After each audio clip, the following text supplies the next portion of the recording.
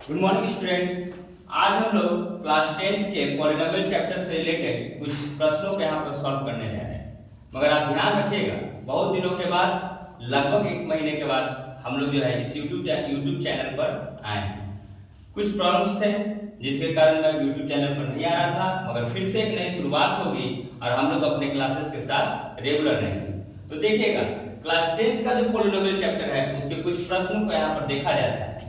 पहला question, if one of the zeros of the polynomial x square minus 4x plus 1 is 2 plus root 3, write the other zeros। इस कहने का मतलब यह है, अगर किसी पॉलिनोमियल का एक जीरो यहाँ पर आपको दिया गया है 2 plus root 3 के टर्म में, तो आपको दूसरा जीरो उसका आपको फाइंड आउट करना है। तो देखिए हमने क्या लिखा है, 2 plus 3 जरूर, इस कहने का मतलब उसका एक जीरो है, in that condition it is a root. तो आप देखिए, आपको मालूम है कि जब भी क्वाड्रेटिक इक्वेशन रहेगा इन दैट कंडीशन, आप जानते हैं कि वहां पर अल्फा और बीटा का टर्मिनोलॉजी आएगा, और अल्फा प्लस बीटा का केस में जानते हैं कि माइनस बी बटा ए होता है।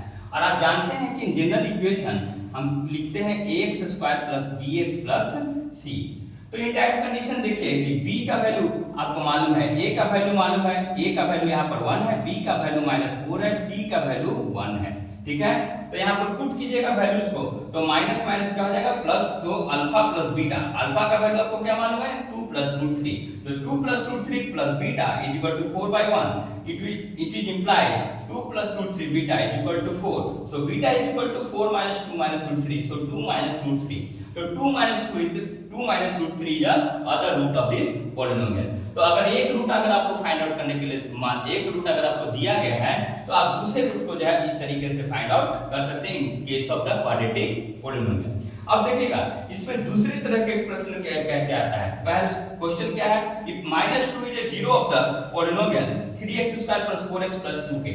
इस कहने का मतलब एक quadratic polynomial 3x square plus 4x plus 2k है, उसका एक -2 जो है ये बता रहा है कि इस वैल्यू के लिए जो है ये आपका पोलिनोमियल क्या देने वाला है, जीरो देने वाला है। Then you have to find the value of the k, so you have to find the value of k। तो आप जानते हैं कि जब कोई पोलिनोमियल होता है और जब जीरो पोलिनोमियल में कन्वर्ट हो जाता है for a particular value, then in that condition p minus 2 is equal to 0 यहाँ पर हो जाएगा।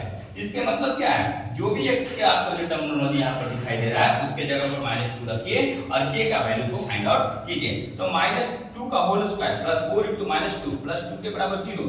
अब जानते हैं कि -1 का पावर जब भी ऑड होगा, ध्यान रखिएगा, -1 का पावर जब भी ऑड होगा तो रिजल्ट आपका -1 आएगा।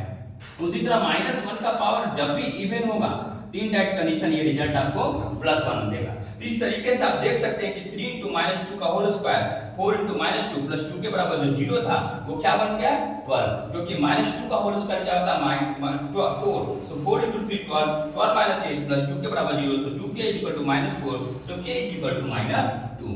एक देखिए इसका third type of the problem आता है, वो क्या होता है कि the sum of zeros and the product of zeros of the quadratic polynomial are 1 minus 1/2 and -3 respectively, then write the polynomial. इस कहने का मतलब जब इसका रूट्स अगर आपको मालूम है, अल्फा मालूम है, अल्फा प्लस बीटा मालूम है और अल्फा गुना बीटा आपको मालूम है, in that condition you have to write the polynomial. आपको पोलिनोमियल लिखना है, तो वो कैसे लिखा जाए, आपको मालूम है अल्फा प्लस बीटा का वैल्यू, अल्फा इनटू बीटा का वैल्यू मालूम है। आप जानते हैं कि जनरल इक्वेशन क्वाड्रेटिक पोलिनोमियल का दो होता है, एक तो आप जानते थे ax square plus bx plus c, दूसरा होता है x square minus alpha plus beta into alpha beta. तो इस कहने का मतलब ये रूट्स के टर्म में इसका जनरल क्वाड्रेटिक इक्वेशन का होता है।